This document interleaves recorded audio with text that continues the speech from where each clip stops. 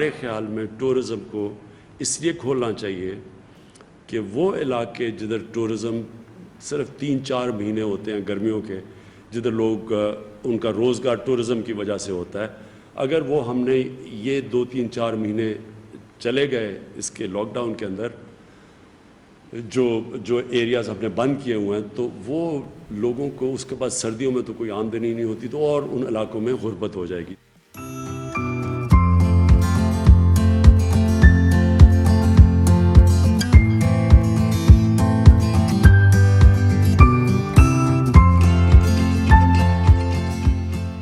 Recently governments की जो policies की वजह से ना बहुत सारे लोगों में एक उम्मीद की लहर आ गई और हर एक ने जो है ना छोटे से लेकर बड़े पैमाने तक इन्वेस्टमेंट शुरू किए, जिसमें होटल्स के लोन हैं, कुछ लोगों ने कुछ रेस्टोरेंट्स बनाए, कुछ लोगों ने कुछ अपने केबिन्स बनाए, कुछ ने होटल्स बनाए, कुछ लोगों ने ट्रांसपोर्ट्स पे इन्वेस्टमेंट किया है। तो इस साल अभी बेड लक की जैसे हमारी ब्लॉसम की स्टार्टिंग ही में जो है ना कोरोना की जो है ना वो केसेस आ गए और इसी वजह से लॉकडाउन की वजह से 1 रुपये किसी ने नहीं कमाया अभी तक, तो उसकी इम्पेक्ट बहुत ज़्यादा है यहाँ पे।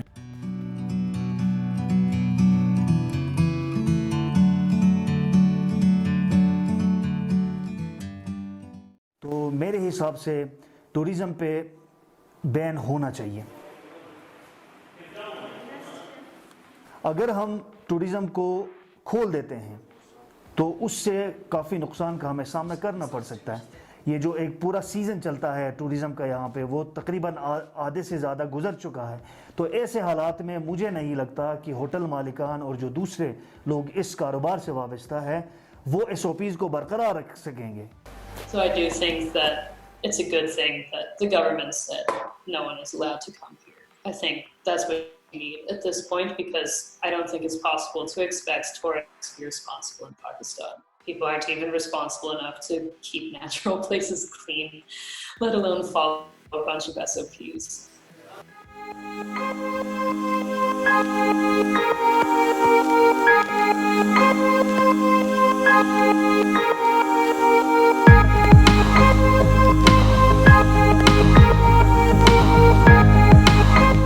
कोरोना आया हुआ है, ये मास्क बांधा हुआ है, क्या करें?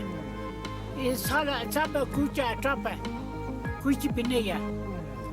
1970 से हम चला रहे इसको, लेकिन साल बहुत मुश्किल है, बहुत कमज़ोर है, बंद है होटल।